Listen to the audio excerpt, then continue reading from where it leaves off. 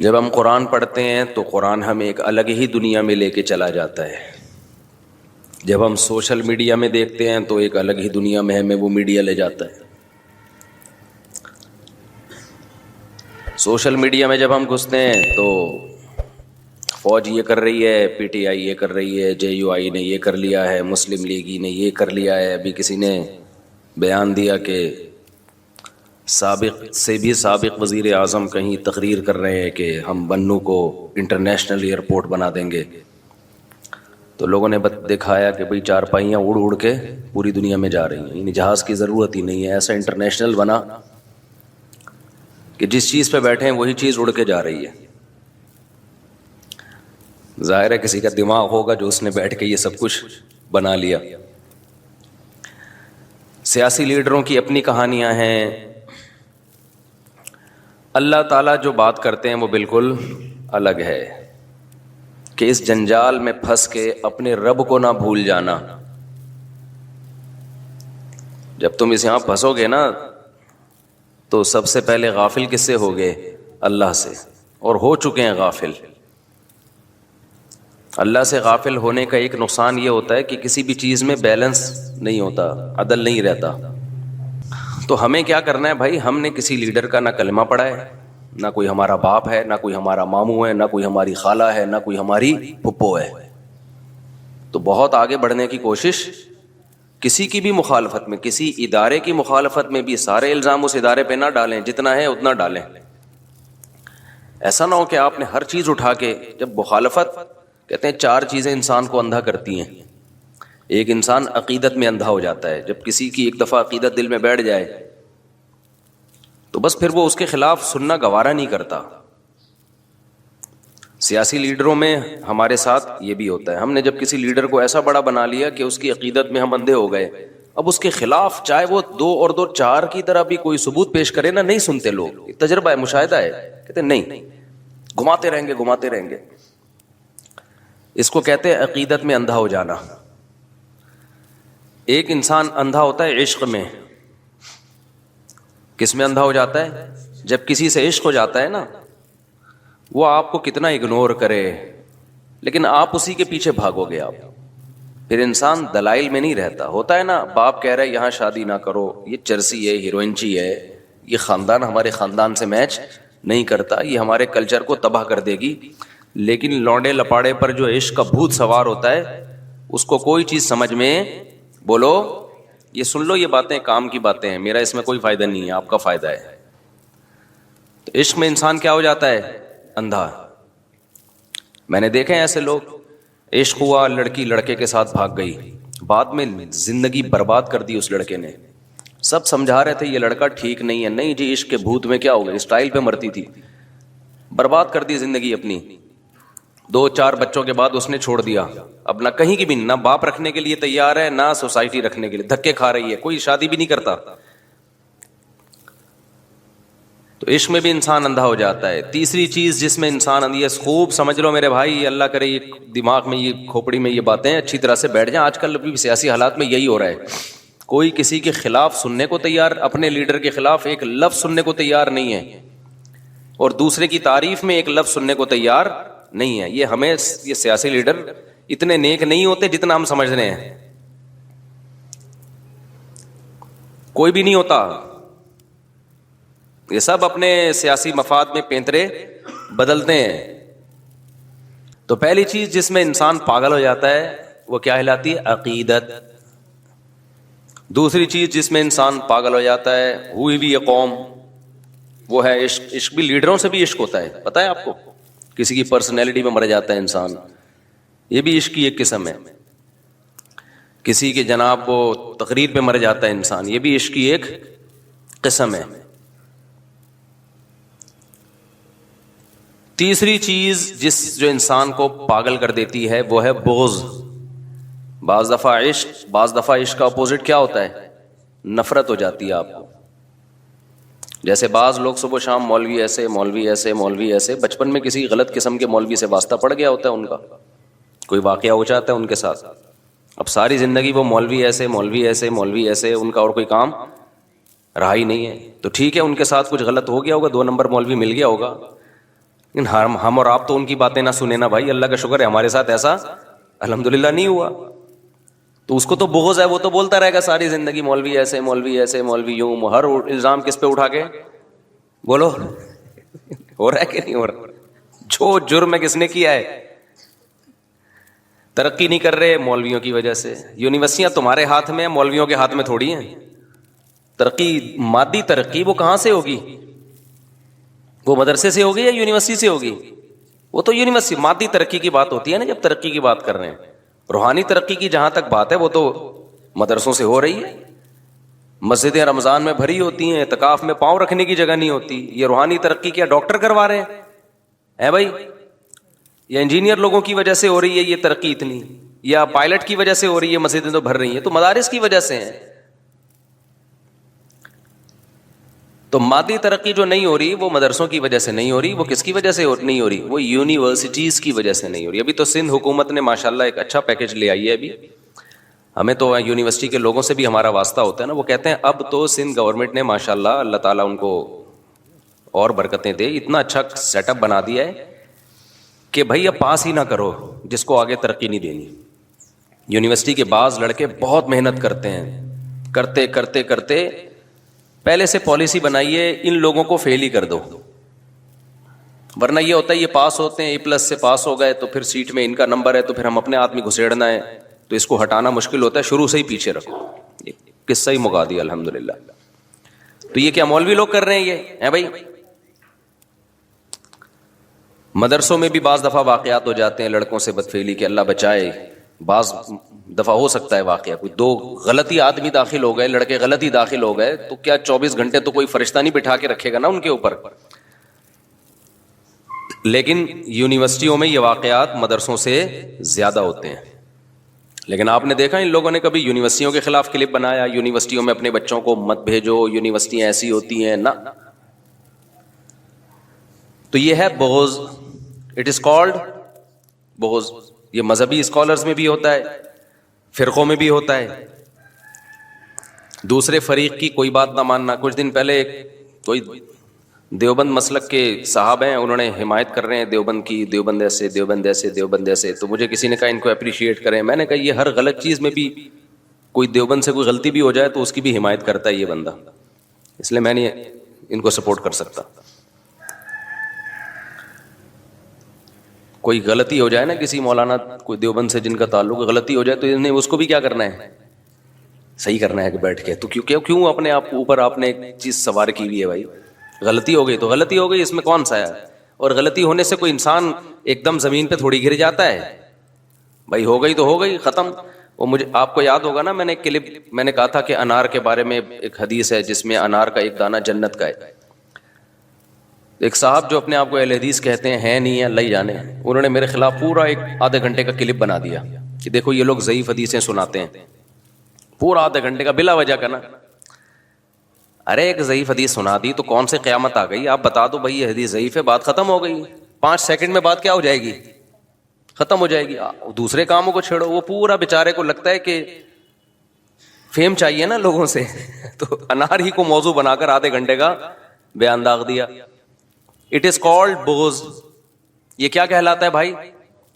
یہ کسی دیوبندی کو بھی ہو سکتا ہے, کسی اہل حدیث سے, کسی اہل حدیث کو بھی ہو سکتا ہے کسی دیوبندی سے. تو یہی چل رہا ہے مارکیٹ میں. آپ اپنی ٹھڑک نکال رہے ہوتے ہو, بغض ہوتا ہے کسی سے, دل میں بیٹھ گیا. وہ بغض کی وجوہات کچھ بھی ہو سکتی ہیں.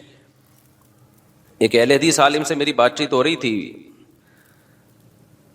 تو وہ بہت برا بلا کہہ رہے تھے نا کہ یہ حنفی لوگ ایسے ہوتے ہیں, یوں ہوتے ہیں ایک خاص مسئلے میں.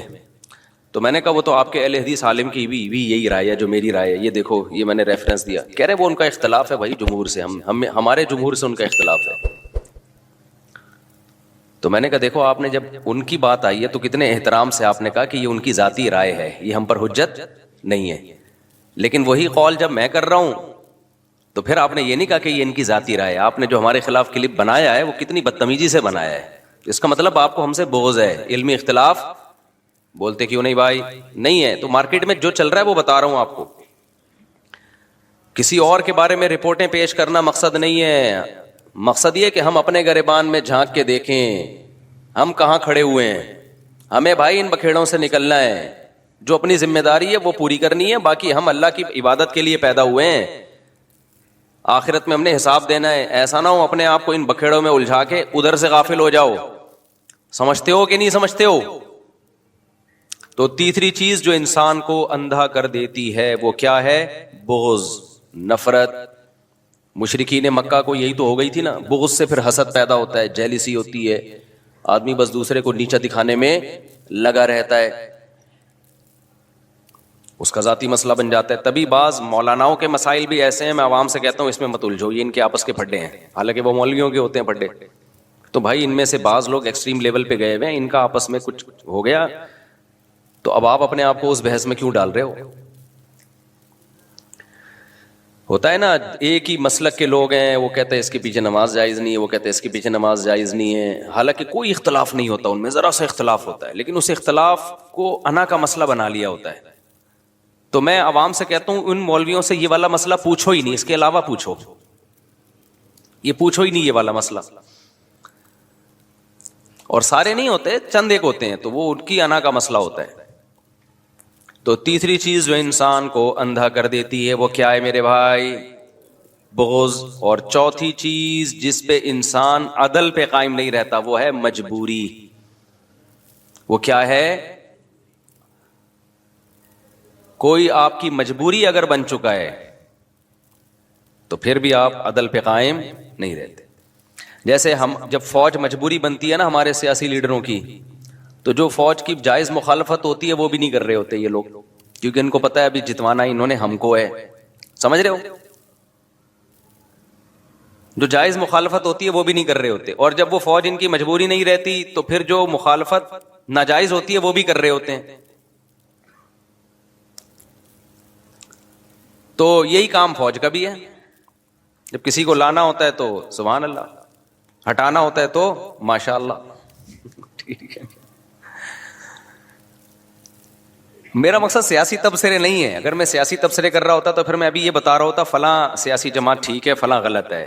یہ تو یہاں ابھی ٹاپک نہیں ہے نا، یہ تو نجی محفلوں کی بات ہے نا. میں تو ایک اوور آل اصول اور ضابطے آپ کے سامنے بیان کر رہا ہوں. اصول اور ضابطے تو وہ تو کبھی بھی نہیں بدلتے نا، تو اپنے آپ کو ان اصول اور ضابطوں سے نکالنے کی کوشش بولو مت کرو. لوگ پاگل ہو گئے ہیں بھائی، طلاقیں ہو گئی ہیں گھروں کے اندر، ان سیاسی پھڈوں میں قتل ہو گئے ہیں، اور جن کی خاطر لڑ رہے ہوتے ہیں وہی بعد میں بیٹھ کے آپس میں سلو کر کے چائے پی رہے ہوتے ہیں، محبت کا اظہار کر رہے ہوتے ہیں. تو چوتھی چیز جو انسان کو پاگل بنا دیتی ہے وہ کیا ہے؟ مجبوری. جیسے میں نے ایک 50-50 آتا تھا نا پہلے، اس کا ایک وہ سنایا تھا، جو کمنٹری کر رہا ہے وہ کہہ رہا ہے بھائی گیند سلیم اللہ کے ہاتھ میں، سلیم اللہ لے کے گھوم رہے ہیں، سلیم اللہ کھیل ہی نہیں رہا تمیز سے، سلیم اللہ سلیم اللہ سلیم اللہ. لوگ کہہ رہے ہیں جو تماشائی بیٹھے ہوئے ہیں ابے سلیم اللہ تو کھیل ہی نہیں رہا، کہہ رہے ہیں نہیں سلیم اللہ بہترین کھیل رہا ہے. تو لوگوں نے کہا یار تم کیا باتیں کر رہے ہو، کیسی غلط کمنٹری کر رہے ہو. جتنے تماشائی بیٹھے ہوئے تھے انہوں نے کہا بھائی یہ نہیں کھیل رہا، وہ کہہ رہے ہیں نہیں سلیم اللہ بہترین. ناظرین آپ دیکھ رہے ہیں سلیم اللہ کی پرفارمنس. تو لوگوں نے کہا کہ بھائی ہم جا رہے ہیں میدان چھوڑ کے نا، میچ نہیں دیکھ رہے، ہم جا رہے ہیں. اس نے کہا تم جہنم میں جاؤ، سلیم اللہ بہترین.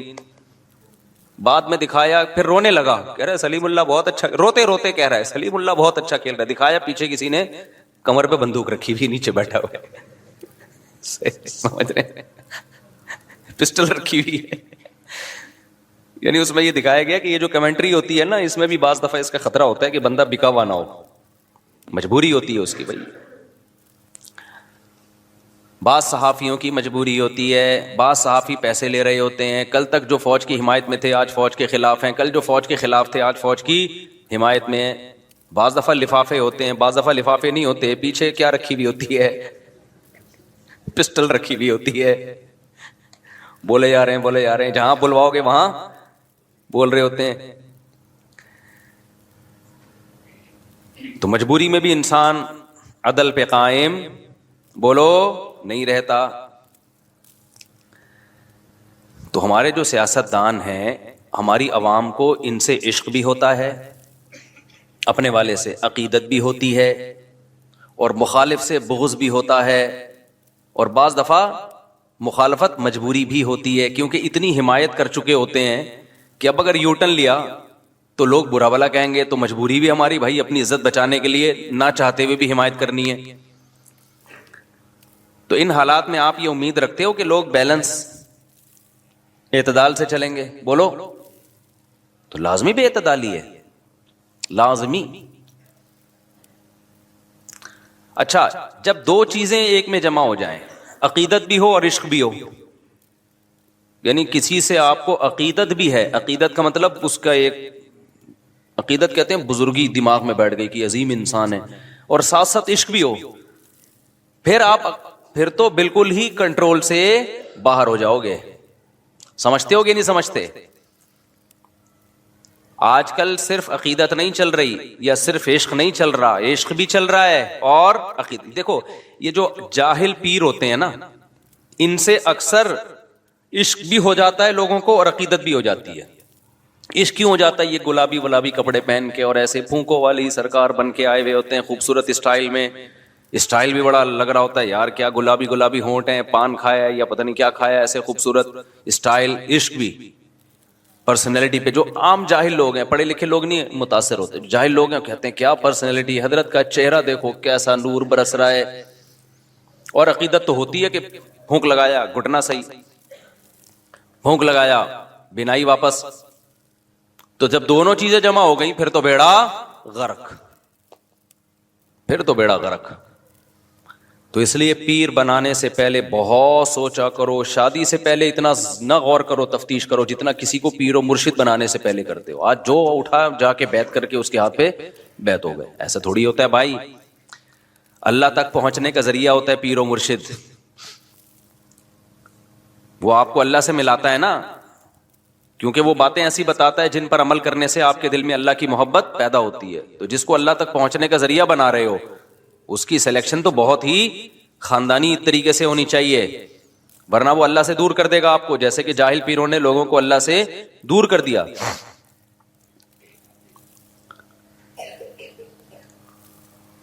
اور اسی طرح سے بغض اور مجبوری دونوں اگر کہیں جمع ہو جائیں, نفرت بھی ہو اور اس کے خلاف بولنا آپ کی مجبوری بھی ہو, پھر تو بربادی ہے. تو آج ایسا بھی ہو رہا ہے, نفرت بھی ہوتی ہے اپنے مخالف لیڈر سے, اور اس کی مخالفت اتنی زیادہ کر چکے ہوتے ہیں کہ اب اس کے خلاف بولنا آپ کی مجبوری بھی بن چکی ہوتی ہے. اتنی محفلوں میں اس کے خلاف بول چکے ہوتے ہیں نا, اب اس کی کوئی اچھی چیز سامنے آ جائے 2 اور 2 4 کی طرح, تو پھر آپ کنٹرول نہیں کر پاتے, آپ کانپنے لگتے ہو, بھئی یہ کیا ہو گیا. تو آپ نے گھما کے اس کی کیا کرنی ہوتی ہے پھر, تعویل. اس لیے میرا تو یہ کہنا ہے کہ آپ الیکشن میں جس کو بہتر سمجھو ووٹ دے دیا کرو جا کے, اور آپ جس کو بہتر سمجھو اس کے دھرنے میں بھی شریک ہو جاؤ. یہ تو سب چیزیں سیاست کا حصہ ہے. زبانوں پہ کیا کرو, کنٹرول, زبان پہ کنٹرول کرو. زبان سے نہ کسی کی مخالفت میں حد سے آگے نکلو, نہ کسی کی حمایت میں حد سے آگے نکلو. کنٹرول. نبی صلی اللہ علیہ وسلم نے حضرت ابو بکر سے کیا فرمایا کہ لوگوں کو یہ زبان الٹے منہ جہنم میں ڈالے گی. یہ زبان ہے جو اوندھے منہ جہنم میں ڈالے گی لوگوں کو. اعتدال سے بھائی. دوسرا, جو لوگ میمز بناتے ہیں, اس طرح کی میمز بناتے ہیں جس میں کسی بھی سیاسی لیڈر کو بندر یا کتے کی شکل میں دکھایا جا رہا ہے, یہ اخلاق سے گھری ہوئی حرکت ہے. یہ اس کی علامت ہے کہ آپ اخلاقیات کی ساری حدود کو توڑ چکے ہو. یہ غلط ہے. میں سمجھا پا رہا ہوں اپنی بات؟ اتنا آگے مت جاؤ. ہمیں یاد ہے کہ ہمارے ایک استاذ تھے, ان کے پاس ایک شخص اپنے بیٹے کو لے کر آیا, وہ مدرسے میں پڑھتا تھا, سدھر نہیں رہا تھا وہ بچہ. بڑا پرانا واقعہ ہے, لیکن کچھ واقعات ایسے ہیں جو یاد رہ جاتے ہیں ہمیشہ کے لیے, ان سے سبق ایسا ملتا ہے. تو باپ نے کہا کہ بھئی یہ میرا بیٹا سنبھل نہیں رہا ہے, مدرسے سے بھاگتا ہے اور غلط ایکٹیویٹیز میں ہے. تو ہمارے استاذ وہ بہت ہی شفیق استاذ ہے نا, ہاتھ نہیں اٹھاتے کسی پہ. باپ نے بھی جب کہا کہ بھئی ایک دفعہ تو آپ اس کی چکائی لگا دیں, تو انہوں نے ایک دفعہ لگائی اس کی ٹھکائی لڑکے کی، وہ پھر بھی نہیں سدھرا. پھر ان کے والد نے کہا حضرت سختی کریں اس کے اوپر. انہوں نے کہا بھائی میں کسی کو ٹھیک کرنے کے لیے اپنے اخلاق خراب نہیں کر سکتا، میں بگڑ جاؤں گا. جب ایک دفعہ ہاتھ چلتا ہے نا انسان کا، گالیاں والیاں، پھر یہ فری اسٹائل ہو جاتا ہے. آپ نے دیکھا ہوگا بعض لوگ گالی سے بات شروع کرتے ہیں، گالی پہ ختم کرتے ہیں. وہ کہتے ہیں اب ہماری بریکیں کیا ہو گئی ہیں، فیل. اور یہ ہے، ہاتھ بھی انسان کے ایسے ہی چل جاتے ہیں. اب جو بیویوں کو مارتے ہیں نا، شروع میں شاید کوئی وجہ ہوئی ہو، اس کے بعد ان کا ہاتھ کیا ہوتا ہے، چل جاتا ہے. پھر بات بات پہ پھر وہ کہتے ہیں ہمیں نیند نہیں آتی جب تک بیوی کی کٹائی نہ کریں. تو جنگلی بن جاتے ہیں اور پوچھنے والا تو کوئی ہوتا نہیں ہے. اور عدالت میں ایک دفعہ بیگم پہنچ گئی تو کمپرومائز کا راستہ بالکل ہی ختم. تو خاندان والے تو کنٹرول کرتے نہیں ہیں کہ بھئی یہ کیسے جنگلیوں کی طرح مار رہے ہو، پیٹ رہے ہو. یا تو عورت پاورفل ہو، بعض اوقات کا خاندان اتنا پاورفل ہوتا ہے کہ وہ خود ہی اس کے نٹ بولٹ داماد کے جو ہے نا سافٹ ویئر اپڈیٹ کر دیتے ہیں. اگر پاورفل نہیں ہے پھر کیا کرے وہ. تو یورپ میں بھی یہ ہے اور پاکستان میں بھی. خوب سمجھ لو، جو خواتین کی این جی اوز بنی ہوئی ہیں نا، گھر توڑنے میں ان سے بڑا فنٹر کوئی ہے نہیں. آپ کی بیوی اگر کسی این جی او کے پاس چلی گئی نا اپنے حقوق کے لیے، تو بس سمجھ لو اب گھر ٹوٹا ہی ٹوٹا. وہ کبھی بھی کمپرومائز کا راستہ اختیار نہیں کریں گی کہ شوہر کو سمجھائیں کہ یہ ظلم ہے. یہ تو سمجھانا چاہیے نا، اس پہ سختی بھی کرنی چاہیے قانونی طریقے سے، کسی بھی طریقے سے. لیکن یہ خوب سمجھ لو، اگر کوئی خاتون این جی اوز کے پاس، کسی بھی این جی او کے پاس چلی گئیں، تو اب وہ این جی او اس کا بیڑا غرق کر کے ہی، عورت کا بیڑا غرق کر کے ہی چھوڑے گی. یہ ذہن میں رکھنا، زندگی بھر کے لیے بربادی. لیبل لگا ہوگا اچھا، لیکن بیڑا غرق ہو جائے گا اس کا. کیونکہ ان کو بنایا گیا اسپیشلی گھروں کو توڑنے کے لیے. میں جو بار بار خاندان کی بات کر رہا ہوتا ہوں، فیملی سسٹم کی بات کر رہا ہوتا ہوں، اس لیے کہ جو اسلام دشمن قوتیں ہیں نا، وہ بار بار فیملی توڑنے ہی کی بات کر رہے ہیں. اس کے علاوہ ان کا اور کوئی ٹاپک بولتے کیوں نہیں ہے نہیں. اور کام بھی وہی کر، ہم تو صرف باتیں کر رہے ہیں نا، کام کیا کر رہے ہیں ہم؟ وہ کام بھی وہی کر، پیسہ بھی اسی پہ خرچ کر رہے ہیں. توڑو ان کو. کیا کرو؟ بھائی کو بہن سے توڑو، شوہر کو بیوی سے توڑو، بیٹی کو باپ سے توڑو. سمجھتے ہو کہ نہیں سمجھتے؟ بیٹی کو باپ کا باغی بناؤ اور ماں کا بھی باغی بناؤ. بہن کو کس کا باغی بناؤ؟ بھائی کا باغی بناؤ. بیوی کو کس کا باغی بناؤ؟ شوہر کا باغی بناؤ. بہو کو کس کا باغی بناؤ؟ ساس سسر کا باغی بناؤ. جس حد تک بغاوت ہو سکتی ہے اس پہ اربوں روپے کے سرمایہ خرچ ہو رہے ہیں. ان کو اس سے کوئی غرض نہیں کہ پی ٹی آئی آتی ہے یا جے یو آئی آتی ہے، ایسے کہہ رہے ہیں جو بھی آئے اس ٹاسک پہ ہم نے کام کرنا ہے. لہذا جب کوئی مظلوم عورت ان کے پاس جاتی ہے، جو باقی مظلوم بھی ہوتی ہیں، تو اس کا ظلم کا جو علاج کرتے ہیں نا، وہ اس طریقے سے کہ ایک بہترین موقع ملا ہے خاندان توڑنے کا، اس آپشن کو پہلی فرصت میں استعمال کیا جائے. اور افسوس کی بات یہ، ہمارے جو ڈاکٹرز ہیں ماہر نفسیات، میں ان کو کہتا تھا نفسیاتی ڈاکٹر. ایک ڈاکٹر نے پیغام پہنچوایا، مفتی صاحب ہم کوئی نفسیاتی تھوڑی ہیں جو آپ ہمیں نفسیاتی ڈاکٹر کہتے ہو. تو بات صحیح ہے یار، یہ لفظ میں رجوع کر رہا ہوں. اس نفسیاتی ڈاکٹر کا مطلب ہے کہ ڈاکٹر تو خود نفسیاتی ہے. تو یہ غلط جملہ میں نے کہا، ماہر نفسیات کہنا چاہیے. بعض دفعہ، ہمیشہ نہیں، بعض دفعہ ماہر نفسیات خود گھر توڑنے کا ذریعہ بنتے ہیں. خود ماہر نفسیات گھر توڑ رہا ہوتا ہے بیٹھ کے بیچارہ، اس کو پتہ نہیں ہوتا کہ میں جو علاج، کیونکہ ہمارے یہاں جو نفسیات پڑھی جا رہی ہے نا، وہ گوروں سے لی جا رہی ہے. زیادہ تر علوم اور کتابیں کہاں سے آ رہی ہیں؟ بولو، وہاں سے. تو وہ اپنا خاندان نہیں بچا سکے، وہ تمہارا کہاں سے بچائیں گے؟ بچوں کی تربیت ہمیں بتا رہے ہیں وہ ماہر نفسیات تو یورپ میں پڑھ کے آئے ہیں. کیا ہو گیا تم لوگوں کو خدا کے لیے؟ مجھے تو رونے کا دل کرتا ہے. لوگ بڑے، ایسی خواتین بھی آ رہی ہیں، ایسے مرد بھی آ رہے ہیں ٹک ٹاک پہ، فیس بک پہ، آپ کو بچوں کی تربیت بتا رہے ہیں. ایکچولی بچوں کی سیلف رسپیکٹ، ایکچولی آپ بچے کو، میں نے ایک دفعہ ڈانٹا تھا تو سہم گیا تھا، تو میں نے کہا no problem, it is okay, اس طرح کر کے. اس سے تو بچے کی ویسی ایسی کی تیسی ہو جائے گی. ان لوگوں کے بچے ہوتے کہاں ہیں جو ان سے آپ تربیت کا پوچھ رہے ہو؟ ایک آدھ بچہ کیا ہے، یہ تو ویسی غریبی میں پل جائے. کہ بچے کہاں ہیں ان لوگوں؟ بچے تو ہم لوگ کے ہیں الحمدللہ. ان کے کہاں بچے ہیں یار؟ ان سے پوچھو کہ تربیت کیسے ہوتی ہے. یہ ہے عقیدت میں اندھا ہو جانا، جو ابھی میں مثالیں دے رہا تھا نا. اب گورے نے پنکھا اچھا بنا لیا، ایئر کنڈیشن اچھا بنا لیا، چاند پہ پہنچ گیا، تو ہم اس کی چند چیزیں دیکھ کر اب عقیدت میں کیا ہو گئے ہیں؟ پاگل. جو چیز اس کے پاس نہیں ہے وہ بھی اس سے لے رہے ہیں. اور ہمارے اندر چند خامیاں ہیں وہی، اور وہ بھی ہماری نہیں ہے، ہمارے حکمرانوں کی وجہ سے ہیں. ہماری ہوتی تو یہیں کے ڈاکٹر یورپ میں کیوں ہوتے؟ امریکہ میں اتنی بڑی بڑی پوسٹوں پر کیوں بیٹھے ہوئے ہوتے بھائی؟ یہیں کے سائنٹسٹ اتنی بڑی بڑی پوسٹوں پر بیٹھے ہوئے ہیں. ٹاپ 10 سائنسدانوں میں پاکستانی کا شمار ہوتا ہے، ایک پاکستانی کا. تو اس کا مطلب پروڈکٹ غلط تھوڑی ہے، حکمران ہے جنہوں نے بیڑا غرق کر کے رکھا ہوا ہے. تو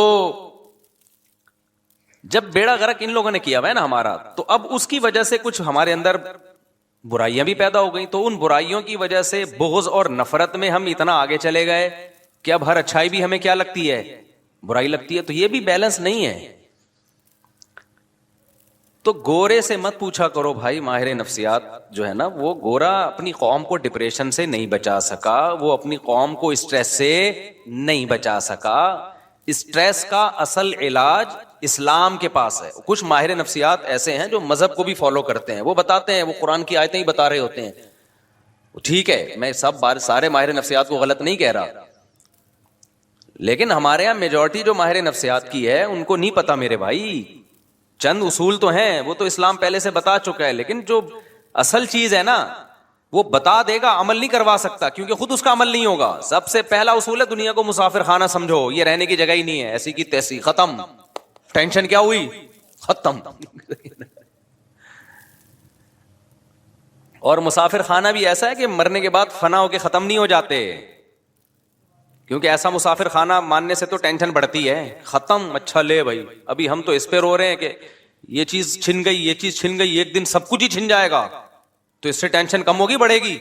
سے تو بڑھے گی. تو موت ہی تو ان کی سب سے بڑی ٹینشن ہے. اب آپ کے پاس کوئی بندہ آیا، آپ اس کو کہہ رہے ہو دیکھو، وہ کہہ رہے میری گاڑی چوری ہو گئی، میں بہت اسٹریس میں ہوں. تو ہم کہیں دیکھو دنیا مسافر خانہ ہے، ایک دن سب ختم ہو جائے گا. تو ہم اس کو اس کی ٹینشن ختم کرنے کے لیے یہ بات کر رہے ہیں. اس وقت تو وہ کہہ لے گا ہاں یار سب ختم ہو جائے گا، تو ابھی ختم ہو گیا تو کیا ہو گیا. لیکن گھر جب جا کے اکیلے میں جب غور کرے گا نا، بولے گا یہ تو بڑی ٹینشن میں ڈال دیا مجھے. ابھی تو صرف گاڑی ختم ہوئی ہے، کل گردہ بھی ختم ہو جائے گا، آنکھیں بھی ختم ہو جائیں گی، قبر میں مرا ہوا ہوں گا. ابے یہ کیا ہے؟ تو اس سے ٹینشن کم نہیں ہوگی میرے بھائی. ٹینشن کیا ہوگی؟ خطرہ ہے، 100% ضروری نہیں لیکن امکان ہے کہ بڑھ جائے. بڑھاپے میں سب کچھ ختم ہو جاتا ہے، صرف ایک زندگی باقی ہوتی ہے آپ کی، نہ دیکھنے کے قابل نہ سننے کے قابل. تو جوان آدمی بڑھاپے کا سوچ سوچ کے خوش ہوتا ہے، یہ ٹینشن میں جاتا ہے.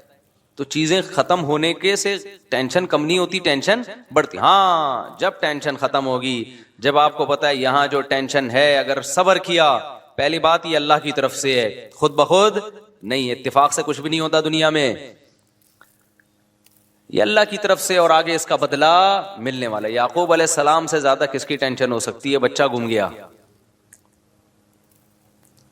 لیکن کیا فرماتے ہیں؟ اعلم من اللہ، میں اللہ کے بارے میں وہ جانتا ہوں جو تم نہیں جانتے. اللہ سے امیدیں بھی لگائی ہوئی ہیں،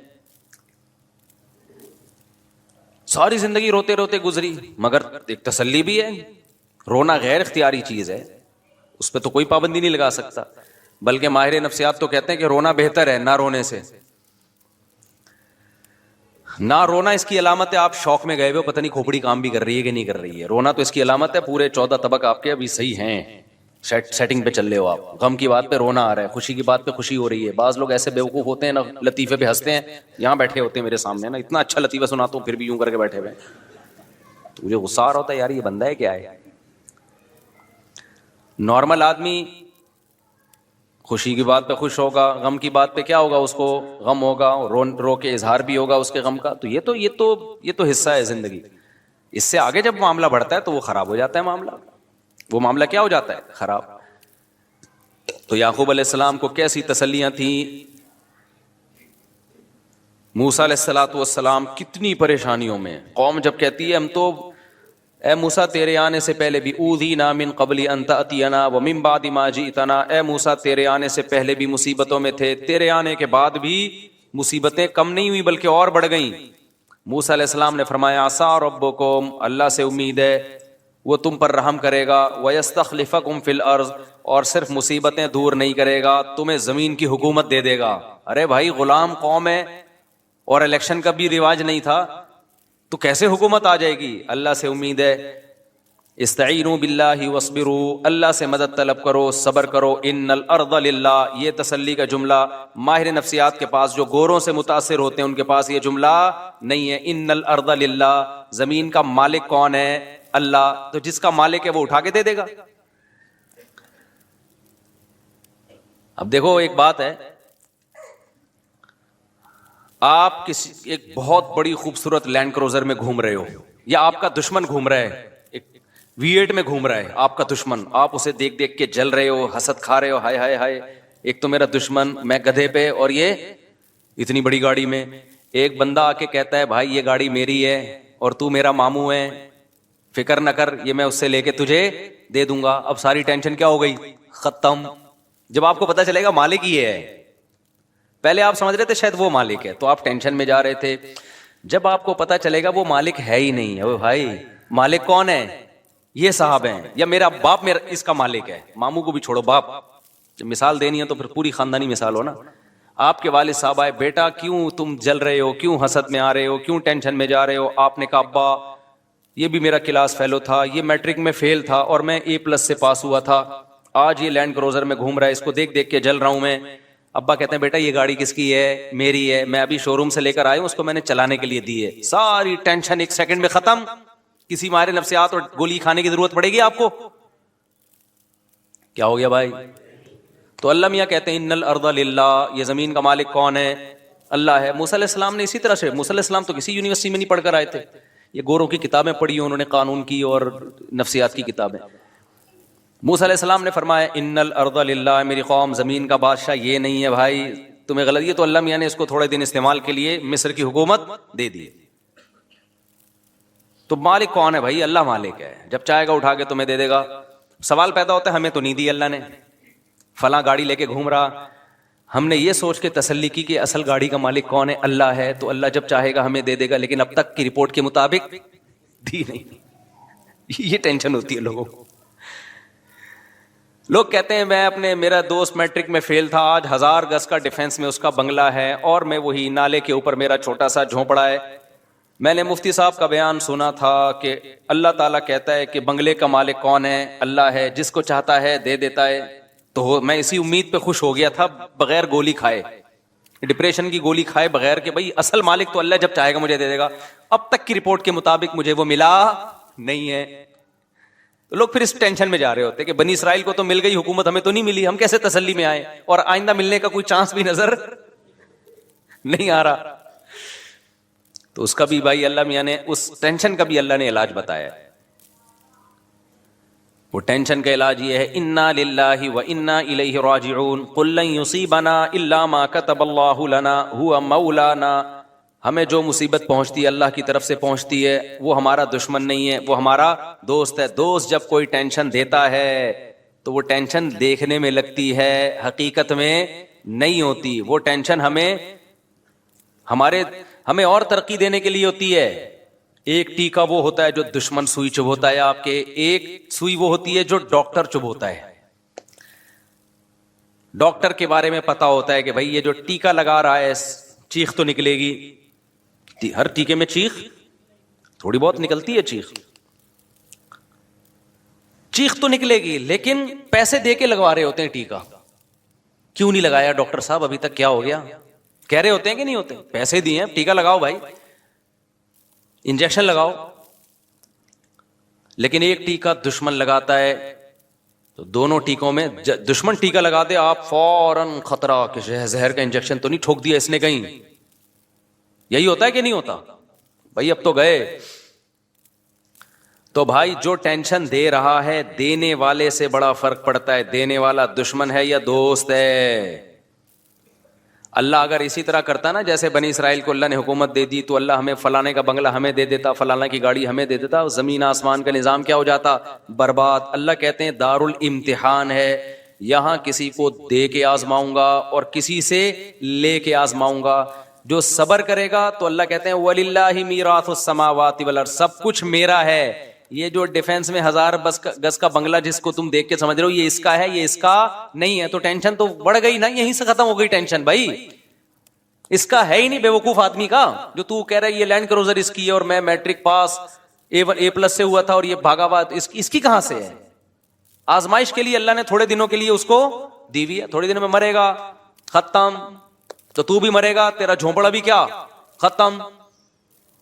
آگے اللہ کے لیے تو بھائی زمین آسمان کا مالک ہے, پھر بڑے بڑے بنگلے ہیں اللہ میاں کے پاس, جنت ہے, نہریں ہیں اس میں, شہد کی نہریں, فیہا انہار من ماء غیر آسن, ایسے پانی کی نہریں جن کا ذائقہ کبھی متغیر نہیں ہوگا. وانہار من خمر لذۃ للشاربین, شراب کی نہریں جو پینے والوں کے لیے لذت ہوں گی, لذیذ نہیں ہوں گی, لذت ہوں گی. وانہار من عسل مصفی, صاف ستھرا شہد.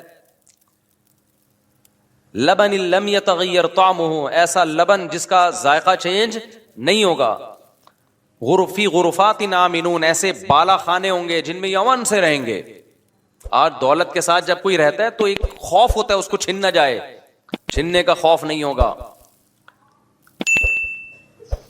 اور ایسے گھنے باغات, آبشاریں, نہریں, یہ تو کچھ بھی نہیں ہے. 1000 گز کے بنگلے بھائی, ان کی 2 ٹکے کی حیثیت بولو نہیں ہے. تمہاری گاڑی ایک بندے کی 125 چھن گئی, اچھا انہی دنوں میں میری بھی 125 چھنی تھی لیکن مجھے مل گئی تھی, خیر تو اس کی بھی چھن گئی, نہیں ملی تو ایسے پھوٹ پھوٹ کے رو رہا ہے, پھوٹ پھوٹ کے رو رہا ہے. میں نے کہا کیا ہو گیا, W11 ہے نا, سفر کیا کر. روتا مادی چیزوں پہ روتا ہوا بالکل بھی اچھا, انسانوں کے بچھڑنے پہ روئے پھر بھی سمجھ میں آتا ہے, انسان کی ایک ویلیو ہے. مادی چیزوں پہ بچھڑنے پہ رو رہے ہو یار تم, اس میں تو آنسو بھی نہ بہایا کرو پیسے چھننے پہ. جب کوئی آ کے روتا ہے مفتی صاحب میرے 1 کروڑ کا نقصان ہو گیا, آنسو, حقیقت بتاؤں آپ کو, میرے دل میں اس کی ویلیو کیا ہوتی ہے, گھٹ جاتی. اس پہ رو رہا ہوں نا, بیوی مر گئی, آنسو, دل چاہتا ہے اس کو گلے لگاؤں کہ یار بیوی سے محبت کرتا تھا. عورت رو رہی ہو یا باپ رو رہا ہو بیٹے کے بچھڑنے پہ, بھائی رو رہا ہو بھائی کے بچھڑنے پہ, تو انسان کی تو ایک کیا ہے, ایک ویلیو ہے نا. یہ تو انسانی فطرت ہے کہ اللہ نے انسانوں کو انسانوں میں پیدا کیا ہے, تو بچھڑنے پہ روتے ہیں. تو یہ قابل تعریف ہے یہ عمل. جو نہیں رو رہا اس پہ افسوس ہونا چاہیے کہ ابے تو کیا کوئی تیرے کو پتھر ہے. لیکن جو دولت کے بچھڑنے پہ روتا ہے, میں نہیں کہہ رہا ٹینشن نہیں ہوتی, وہ تو ہوتی ہے, لیکن اتنی کہ رونا شروع کر دو, بلند ذوق نظر نہیں ہے, یہ اس کی علامت ہے. اسی طرح جو معشوقہ کے بچھڑنے پہ رو رہا ہے یہ بھی بلند ذوق نظر. اتنا عشق میں آگے جاؤ نہیں میرے بھائی, اتنا عشق میں آگے جاؤ نہیں, اعتدال رکھو. اور جو جس معشوقہ پہ تم پاگلوں کی طرح مر رہے ہو نا, سوچ لو اس کا بڑھاپا بھی آنے والا ہے کل. تھوڑی سی آڑی ترشی ہو گئی تو پھر دیکھنا کون مرتا ہے. عاشق کے دعوے دیکھو نا, ایسے مجھے پاکیزہ محبت اور پاکیزہ واکیزہ محبت. پاکیزہ محبت ہے تو یہ پھر 90 سال میں کر کے دکھانا یہ والی محبت, اس سے جب یہ 90 کی ہو جائے گی. اور جو پرانی فلموں کی ہیروئنز ہوتی ہیں نا 75 کی, ان کی تصویر دیکھا کرو 2021 میں کیسی لگ رہی ہیں وہ. تو وہ ہیروئن ہو کے ایسی لگ رہی ہوگی تو تم سوچو کہ تمہاری والی تو کیا ہوگی, وہ کیا لگے گی. تو یہ ڈسٹیمپر ہوا ہے, تھوڑا سا کیا ہوا ہے, ڈسٹیمپر ہوا ہے, بس اس کے کہانیاں ہیں. اور تھوڑا سا ڈسٹیمپر اترنا شروع ہوا, اور اب تو میک اپ سے ہی اتنا ڈسٹیمپر ہو جاتا ہے پتہ ہی نہیں چلتا ہوتا سچی مچی والا کون سا ہے. وہ ایک آدمی کی شادی میں سچا واقعہ چند دن پہلے میرے پاس آیا کہ میں نے دلہن کو میک اپ میں دیکھا تھا, جب پہلی رات میں منہ دھو کے آئی تو میں تو بے ہوش ہونے لگا. واقعی وہ بے ہوش, اس کی حالت دیکھ کے لگ رہا تھا ایسے عجیب حالت ہو گئی تھی اس کی. تو مجھے خیال ہوا بعد میں, اس کے جانے کے بعد ایک آئیڈیا ذہن میں, اس کو تو میں نے مشورہ دیا بھائی اب اللہ کا نام لے کے صبر کرو یار, گزارا چلاؤ. تم نے دیکھا کیوں میک اپ میں, بغیر میک اپ کے دیکھ لیتے اس کو. کہہ رہے وہ دیکھنے ہی نہیں دے رہے تھے. لڑکی والے بھی بڑے ہوشیار ہیں, میک اپ ایسے ایسے آ رہے ہیں بالکل, وہ اس کے الفاظ تھے 180 ڈگری پہ نکلی وہ. تو بہت زیادہ ٹینشن میں تھا, بہت زیادہ ٹینشن میں, بالکل ایسا لگ رہا تھا مر جائے گا غم سے. تو میں نے تو اس کو مشورہ دیا کہ غور کر لو یار، اس کو بھی، اب اس کو بیچاری کو چھوڑو گے تم کہاں بچیاں طلاقوں کے بعد، کہ ماں باپ پر کیا قیامت گزرتی ہے، اپنی بہنوں کو سامنے رکھ کے سوچو. تو کہہ رہی انہوں نے مجھے دھوکہ دیا ہے. میں نے کہا دھوکہ تو سبھی اسی طرح ہی کرتے ہیں. بچی کو جب کوئی دیکھنے کے لیے آئے گا تو کچھ تو زینت اختیار کی جاتی ہے نا. تو آپ کا فرض تھا کہ اپنی ماں بہنوں کو کسی ٹائم پہ اچانک بھیج کے دکھا لیتے. خیر وہ بالکل ہی 180 ڈگری پہ نکلے. تو میں نے ان سے کہا کہ بھائی آپ ایسا کریں، اس کو بھی رکھیں، ایک اور بھی کر لیں. تو وہ کہہ رہے نہیں میری سمجھ میں نہیں آ رہی. تو ان کے جانے کے بعد ایک ترکیب میرے ذہن میں آئی. وہ پھر وہ بندے کا نمبر بھی نہیں تھا ورنہ میں فون کر کے بتاتا کہ یار وہی والا میک اپ جو جس میں آپ نے دیکھا تھا نا، اب جب آپ شام کو گھر پہ آتے ہو تو بیگم کے پاس ایک بیوٹی پارلر کھلوا لو، بولو یہی ڈیزائن چاہیے مجھے رات کو. بہترین حل ہو گیا کہ نہیں ہو گیا؟ وہ بندہ بھی مالدار ہے، مالدار آدمی ہے. تو میں نے کہا اس ڈیزائن میں تو پسند آئی تھی نا اسے؟ ہاں اس وقت تو بہت خوبصورت لگ رہی تھی. تو بس مسئلہ حل ہو گیا. کیا خیال ہے بھائی؟ جب شام کو آفس سے گھر آؤ، بیگم کے قریب وہی بیوٹی پارلر یا وہی خاتون جس نے بیگم کو تیار کیا تھا، ان کو ہر منتھلی کچھ پیسے بانٹ دو، پیسے دے دو منتھلی، ان کو تنخواہ پہ رکھ لو. مجھے یہ والا ڈیزائن چاہیے بھائی شام کے وقت میں، بس وہ ڈیزائن. تو یہ بھی ایک حل ہے بہترین. اور آج کل مرد بھی بیوٹی پارلر سے بالکل 180 ڈگری پہ ہوئے ہوتے ہیں. یہ دھوکہ صرف یک طرفہ نہیں ہو رہا، آدمی بھی سارے پھوڑے پھنسے جو ہے نا وہ باقاعدہ اس سے بھرائی ہوتی ہے. وہ بھی ایسا لگ رہا ہوتا ہے جیسے 18 سال کا لونڈا ہے، تو بعد میں پتہ چلتا ہے کہ یہ تو بزرگ ہیں. ایسے کالے کولے لگائے ہوئے ہوتے ہیں، سفید بالوں کو ایسے اسٹائل سے کیا ہوا ہوتا ہے. یہ بھی بہت دھوکے ہوئے ہیں. خیر ہمارا یہ ٹاپک نہیں ہے، ہم تو بھائی یہ بات لے کے ٹینشن دور کرنے کی بات میں کر رہا تھا. کس کی بات کر رہا تھا؟ ٹینشن دور کرنے کی. اچھا مجھے بعض لوگ بہت کہتے ہیں آپ ایسے مزاح والے انداز میں بات چیت کرتے ہو، مسجد کے تقدس کے خلاف ہے. میں ٹاپک ٹینشن ختم کرنے کا کر رہا ہوں، اور میں ایسے ڈراؤں آپ کو اور جس سے ٹینشن ختم ہونے کے بجائے بڑھ جائے، تو آپ کو سوچو یار. اور میرا یہ اسٹائل اس لیے بھی ہے کہ پرانے زمانے میں اور اس زمانے میں فرق ہے. پہلے علماء جہنم کی آگ سے ڈرایا کرتے تھے، لوگوں کو رلایا کرتے تھے. میرے بھی پرانے بیانات زیادہ رلانے والے ہی ہوتے تھے. جو مجھے بچپن سے جانتے ہیں نا ان کو پتا ہے میرے پہلے بیانات اس اسٹائل میں نہیں ہوتے تھے، اس میں خوف کا عنصر زیادہ ہوتا تھا. لیکن جب حالات لوگوں کے سامنے آتے ہیں تو اندازہ ہوا کہ پہلے ہی لوگ گھروں میں رو رہے ہیں، سیاسی حالات میں الگ رو رہے ہیں، گھروں کے اندر الگ رو رہے ہیں. تو یہاں بھی اگر روئیں گے تو یہ تو بیچارے بالکل ختم ہو جائیں گے، بالکل یہ اٹھنے کے قابل. یہ قوم، مولویوں سے بھی لوگ مسجدوں میں دور بھاگ رہے ہیں اسی وجہ سے. کہہ رہے ہیں وہ الگ ڈرا رہا ہوتا ہے، جب اخبار پڑھو تو وہ الگ ڈرا رہا ہوتا ہے، ملک ڈالر یہ ہونے والا ہے اور ایسے ہونے والا. ہو کچھ بھی نہیں رہا ہوتا کسی کے ساتھ. جن کے ساتھ ہو رہا ہوتا ہے وہ تو چلو ہو رہا ہے، جن کے ساتھ نہیں ہو رہا ہوتا ہے نا وہ بھی خوف میں آئے ہوئے ہوتے ہیں. تو اس لیے بھائی ہمارا اسٹائل چینج نہ کرواؤ، یہ نیچرل ہے، یہ نہیں ہو سکتا. مجھے مسلسل لوگ روک کے روڈوں پہ روک کے آپ جو ہے نا یہ اسٹائل چھوڑ دیں. آپ بہت سارے لوگ ہیں جن کے میں نام بھی لے سکتا ہوں لیکن میں لے نہیں رہا نام، کہ یہ نہ کریں، یوں نہ کریں، ایسا نہ کریں. تو بھائی جس کو بات سمجھ میں آ رہی ہے بیان سننے آئے، نہیں آ رہی تو کوئی ایک ہم ہی تھوڑی ہیں اکیلے دنیا میں. بہت سارے علماء دین کی خدمت کر رہے ہیں، آپ ان سے بیان سنیں. میں خود بعض علماء کے بیانات سنتا ہوں اپنی اصلاح کے لیے جا کے. میں جب اجتماع میں جاتا ہوں تو آپ لوگوں کی اصلاح کے لیے تھوڑی جاتا ہوں تبلیغ اجتماع میں، تو اپنی اصلاح کے لیے جاتا ہوں. آپ بزرگوں کے بیانات سننے جاتا ہوں، میں اپنی اصلاح نیت ہوتی ہے میری. تو اچھا بات یہ چل رہی تھی کہ بھائی کیا بات چل رہی تھی؟ وہ ٹینشن تو اصل ٹاپک نہیں تھا اصل. ہاں تو میں یس کر رہا تھا کہ دیکھو بھائی 4 چیزیں انسان کو کیا کرتی ہیں، تو اس میں ایک بغض ہے. یہ ایک اصول ہمیشہ یاد رکھو، عشق، عقیدت، بغض اور مجبوری. بغض کو آسان اردو میں نفرت، جب کسی سے نفرت ہو جاتی ہے تو بس پھر اسی کے خلاف جاتا ہے. طلاقوں کے بعد ہوتا ہے. سیاست کی مثال تو سمجھ میں آ گئی نا. سیاسی مثالوں میں، اور ہم گوروں میں بھی ہر چیز کو گوروں کو سپورٹ کر رہے ہوتے ہیں کیونکہ ان کی عقیدت ہمارے دلوں میں بیٹھ گئی. اب ٹک ٹاک پہ، فیس بک پہ، یوٹیوب پہ وہ لوگ آ کے بچے تربیت کرنے کی نصیحت کر رہے ہوتے ہیں جن کے اپنے بچے ہیں ہی نہیں. ٹھیک ہے نا، ان کو کیا پتا بچے کیسے پالے جاتے ہیں. میجورٹی سارے برے نہیں ہیں ان میں, وہ ہمیں سمجھا رہے ہوتے ہیں. تو اور ان کے اسٹائل سے لگ رہا ہوتا ہے کہ ان سے بچے سنبھل نہیں رہے ہیں. اتنا کمپلیکیٹڈ کر کے وہ بتا رہے ہوتے ہیں کہ جس سے پتا چلتا ہے کہ ان کے اپنے بچے ان سے سنبھل نہیں رہے. یاد رکھو, جو چیز گفٹ ہوتی ہے نا, اگر اس کو سنبھالنا آپ کے لیے مشکل بن جائے تو پھر وہ گفٹ رہتی نہیں ہے. اولاد کی تربیت بہت مشکل کام نہیں ہے. اگر یہ بہت مشکل ہوتی اس کا مطلب پھر یہ گفٹ نہیں ہے, یہ تو ٹینشن اللہ نے دے دی آپ کو. اور اللہ قرآن میں اولاد کو ٹینشن کہتا ہے یا گفٹ کہتا ہے؟ بولو نا, گفٹ. یہب لمن یشاء اناسا, اللہ کہتے ہیں جس کو چاہتا ہوں بیٹیاں گفٹ دیتا ہوں. دیکھو ایک گفٹ ہوتا ہے آپ کو کسی نے مٹھائی کا ڈبہ لا کے دے دیا, تھوڑا سا تو اس کو بھی سنبھالنا پڑتا ہے, فریج میں رکھ دو خراب نہ ہو جائے. ہر گفٹ کو تھوڑا سا تو سنبھالنا.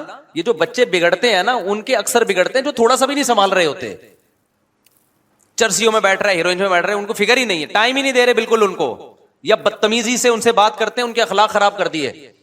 بعض دفعہ ماں باپ اپنے بچوں سے بھی کبھی تمیز سے بات نہیں کر رہے, تو ہر دفعہ طنز والا لہجہ ہوتا ہے, بگاڑتے ہیں باقاعدہ. میں لوگوں سے اکثر کہتا ہوں کہ آج انسان کی عقل پہ کیسی شامت آئی ہے یار. اللہ نے دمبا بنایا اور اس کے پیچھے چکی لگا دی. مجھے تو یہ بات پتہ ہی نہیں تھی. جب میں چمن میں کوئٹہ کے گاؤں دیہاتوں میں گیا نا, تو وہ دمبے کا گوشت پکا کے کھلاتے تھے, مزہ بڑا آتا تھا اس میں, اور ہضم بھی ہو جاتا تھا وہ. میں 2 مہینے رہ کر آیا چمن میں نا, تو میری صحت بہت اچھی ہونا شروع ہو گئی تھی, کیونکہ میرا پیٹ خراب رہتا تھا ہر وقت کراچی میں. اور میں, یہ بات ہوگی 30-35 سال پرانی, تو بلکہ 30-35 سے زیادہ ہو گئی, یہ 91-92 کی بات ہوگی, ہاں تقریباً 30 ہی سمجھ لیں آپ.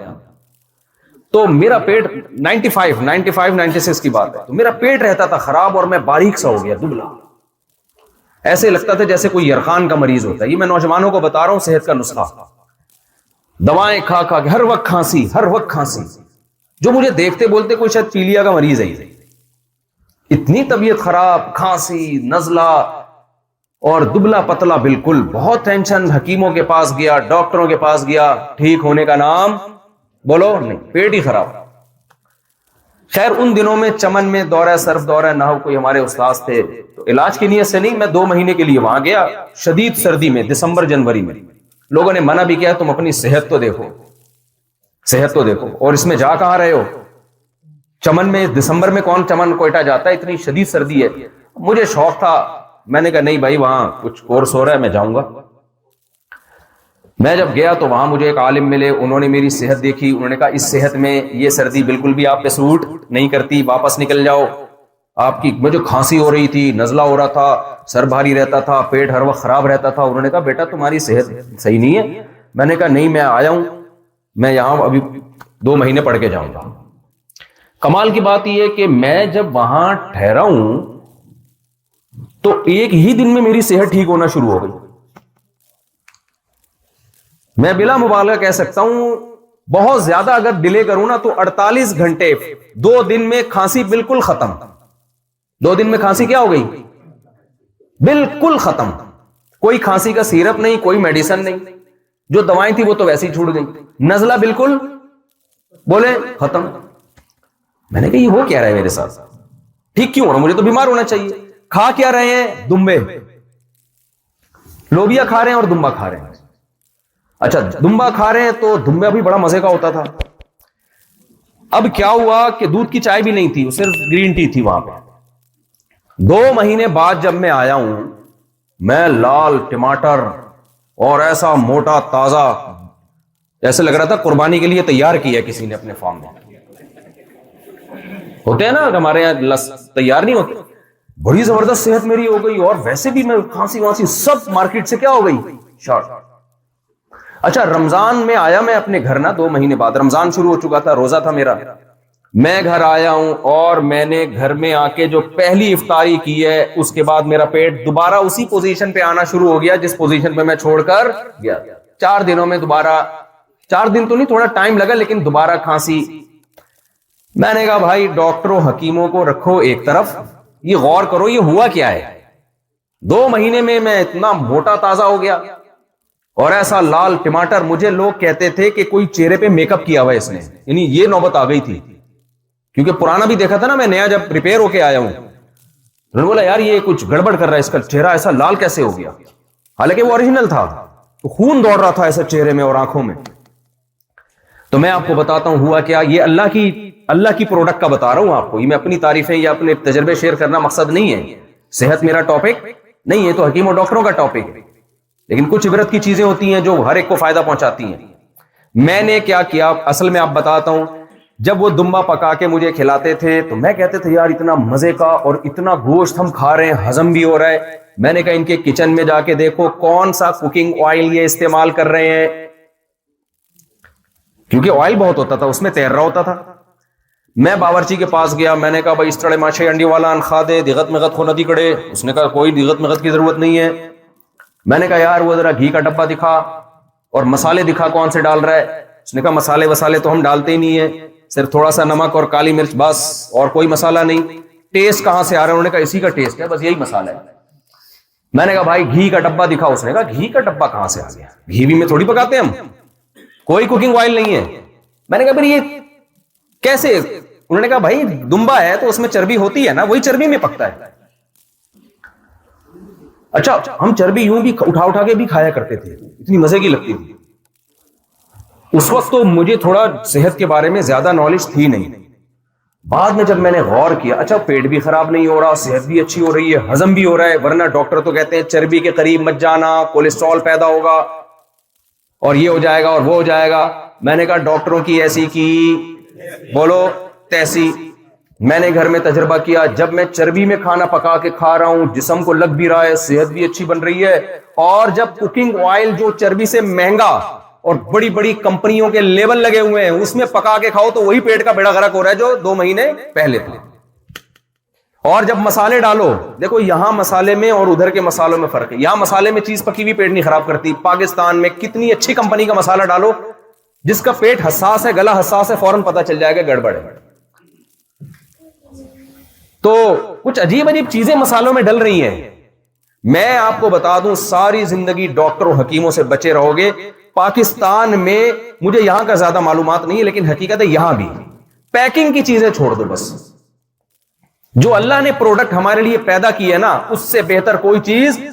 اگر ڈاکٹر 100 دفعہ الٹا لٹک کے بیت اللہ کی چھت پہ کھڑا ہو کر کہے نا کہ ڈبے کا دودھ پیو، مت پیو ڈبے کا دودھ، 100 دفعہ اس کے فضائل بیان کرے. آپ بھینس کا دودھ پیو جو گوالا نکالتا ہے، چاہے وہ ساری دنیا کے سارے سائنسدان بولیں کہ اس میں جراثیم ہے، ابے جراثیم کی ایسی کی تیسی، پی لیں تو جراثیم یار، وہ نیچرل ہے. نہیں آئی میرا خیال ہے بات سمجھ میں؟ چھوڑ دو ان فضول باتوں کو. تحقیقات ہیں ڈاکٹروں کی، خود اپنی صحت ہوتے دیکھو ڈاکٹروں کی. 65-70 سال کے بعد تو مجھے کوئی نظر، ہم نے تو اپنے نانا دادی نانی سارے 90-95 ان کو تو ڈبے کا پتہ ہی نہیں تھا، وہ تو یہ دودھ پیتے تھے گوالے کا جراثیم والا. اتنا جراثیم کو ہوا بنانے کی ضرورت نہیں ہے. ہاں اس گوالے کے دودھ میں دودھ ہو، گوالے کا اپنی پروڈکٹ شامل، بعض دفعہ اس میں بھینس کا دودھ کم ہوتا ہے، گوالے کا اپنا دودھ اس میں زیادہ ہوتا ہے، پاؤڈر ملایا ہوا ہے، کوئی کیمیکل، یا جو ٹیکے لگا لگا کے بھینسوں سے دودھ نکال رہے ہیں، یہ نیچرل نہیں ہے. کیونکہ گائے دودھ دیتی ہے اللہ کی مرضی سے. اب جو دودھ دے رہی ہے وہ اللہ کی مرضی سے نہیں دے رہی، وہ گوالے کی مرضی سے دے رہی ہے. وہ ٹیکے لگا لگا کے زبردستی اس سے دودھ کیا کر رہا ہے، کھینچ رہا ہے. تو ڈبے کے تو قریب بھی مت جاؤ، ہم بھگتے ہوئے ہیں بہت، علاج کرا کرا کے تھک گیا تھا. اب میرے اس بیان جب جاتا ہے لوگ کہتے ہیں آپ کا تجربہ آپ پہ اوپر ہے، ساری دنیا کے تھوڑی، بھائی اور بھی لوگوں پہ ہم نے دیکھا ہے. تو جو اللہ کی تخلیق ہے نا، اللہ کی بنائی ہوئی چیزیں. میں ایک اور چھوٹا سا واقعہ اس بات کو مکمل کرنے کے لیے بتاتا ہوں. ہمارے ایک ریلیٹیو تھے، میرا ایک سسرال جو ہے نا، ان کے جاننے والے بہت بیچارے مسکین غریب لوگ. تو میرے گھر والوں نے کہا ان کے گھر چلتے ہیں، بہت غریب لوگ ہیں. میں جب ان بیچاروں کے گھر گیا تو کھانے کو روٹی نہیں، پہننے کو کپڑا نہیں، گھر میں ٹوٹا پھوٹا گھر. بچے ملنے کے لیے آئے تو یہ لمبے تڑنگے، ایسی خوبصورت اسکن ان کی بچوں کی نا چمکدار، کہیں سے لگی نہیں رہا تھا کہ یہ کمبخت غریب ہے. ان کے چہرے کی رونق اور ان کی صحت دیکھ کے مجھے لگ رہا تھا میں ان سے زکوٰۃ اپنے لیے مانگوں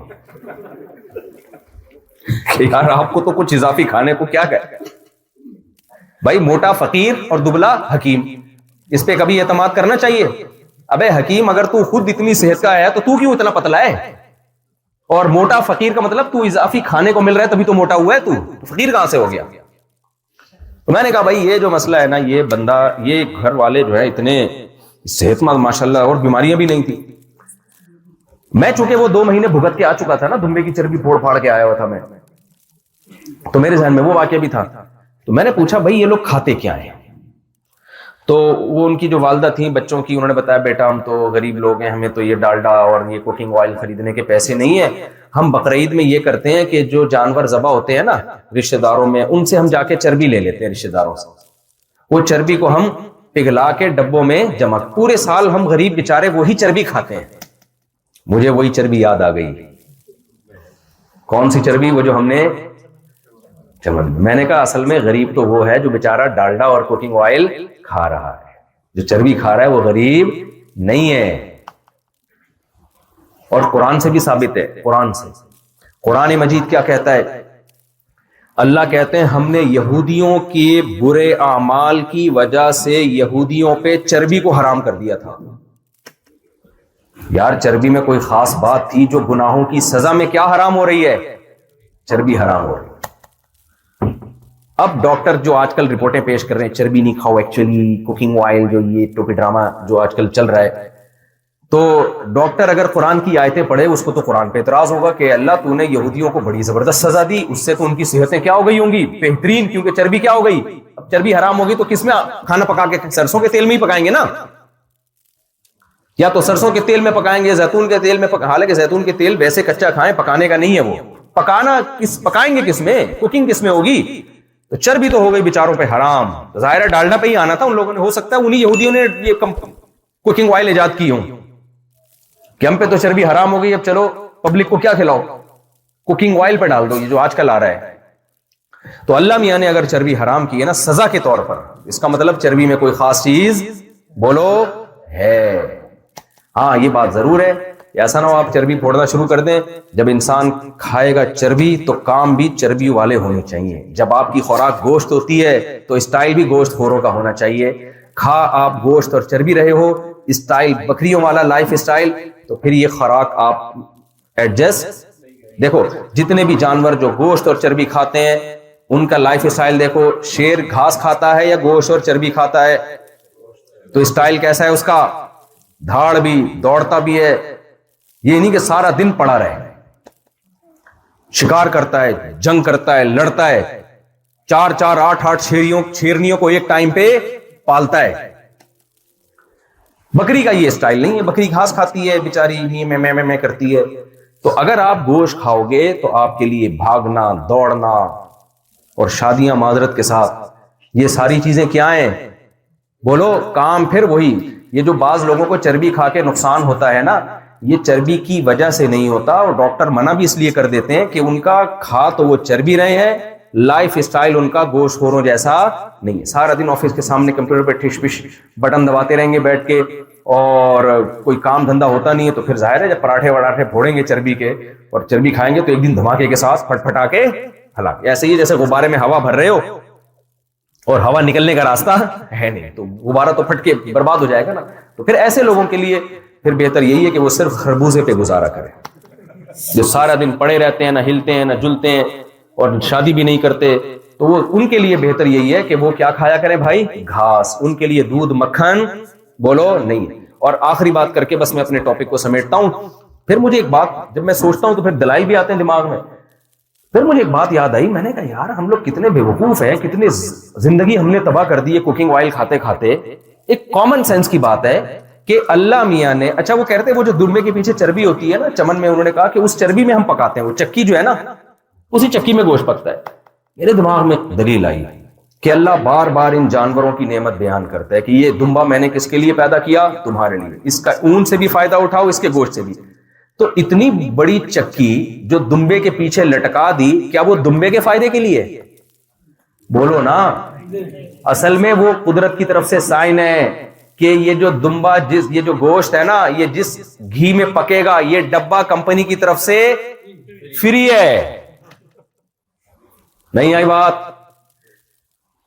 بعض دفعہ یہ ہوتا ہے نا، کمپنی ایک چیز دیتی ہے، دوائیں آتی ہیں بعض چمچہ فری ہوتا ہے کہ بھائی اسی میں ڈال کے پی لینا, الگ سے چمچے کچن میں جانے کی تمہیں ضرورت, لوگ ڈھکن میں ڈال کے پی رہے ہوتے ہیں نا دوائیں, ایسا ہی ہوتا ہے.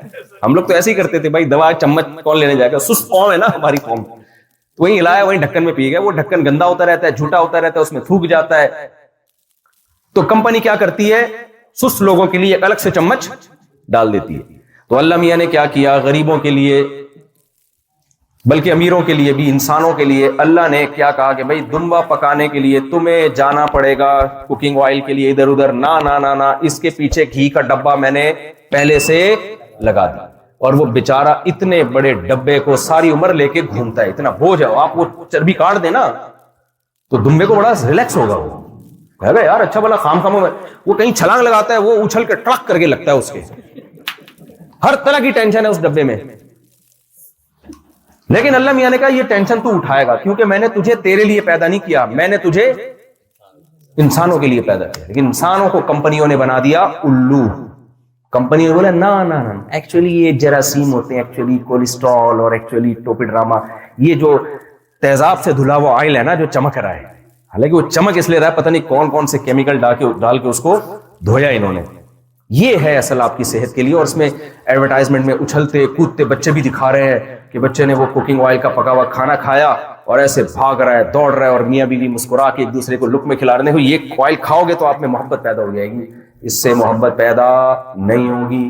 یہ بھائی ایڈورٹائزمنٹ کی دنیا ہے. یہ آئل کھا کے آپ کا دماغ خراب ہوگا, آپ کی صحت خراب ہوگی. اس سے بچے اچھلیں گے, کودیں گے نہیں, روئیں گے, چلائیں گے, ٹینشن دیں گے. وہ میاں بیوی بھی لڑیں گے. جب صحت اچھی نہیں ہوتی تو لڑائی ہوتی ہے, پھڈا ہوتا ہے بھائی. خوش صحت مند آدمی ہوتا ہے, بیمار آدمی تھوڑی خوش ہوتا ہے. تو ھذا خلق اللہ, اللہ کیا کہتے ہیں, یہ کس کی تخلیق ہے. ایک کام کرو آپ لوگ, یہاں تو چکی والا دمبا ملتا ہے, میں آپ کو بہترین طریقہ بتاتا ہوں. دیکھو چکی والا دمبا لو سوراب بورڈ کراچی اسٹیشن سے یا کہیں سے بھی لے لو, اس میں ایک کام کرو, کیونکہ اب بیان جب جاتا ہے نا تو پھر لوگ اپنے طور پہ تجربے شروع کر دیتے ہیں. اس دمبے کی چربی کو نا ٹکڑے ٹکڑے کر کے کاٹ کے شاپر میں فریز کر دو. جب گوشت پکانا ہوا 1 یا 2 ٹکڑے چربی کے حسب ذائقہ اس میں کوکنگ آئل کی جگہ ڈال دیا. وہ ہضم بھی ہوگا, صحت بھی اچھی ہوگی. لیکن ظاہر ہے تھوڑا چلت پھرت بھی ہونی چاہیے. اور اگر آپ چاہتے ہو کہ بھی ہم نے صبح گھی پراٹھا کھانا ہے یا یہ ہمیں باقاعدہ گھی چاہیے, تو پھر اس ٹکڑوں کو نا آپ کسی اسٹیل کی دیگچی میں یا مٹی کے برتن میں, سلور کے برتن میں نہیں پکانا چاہیے.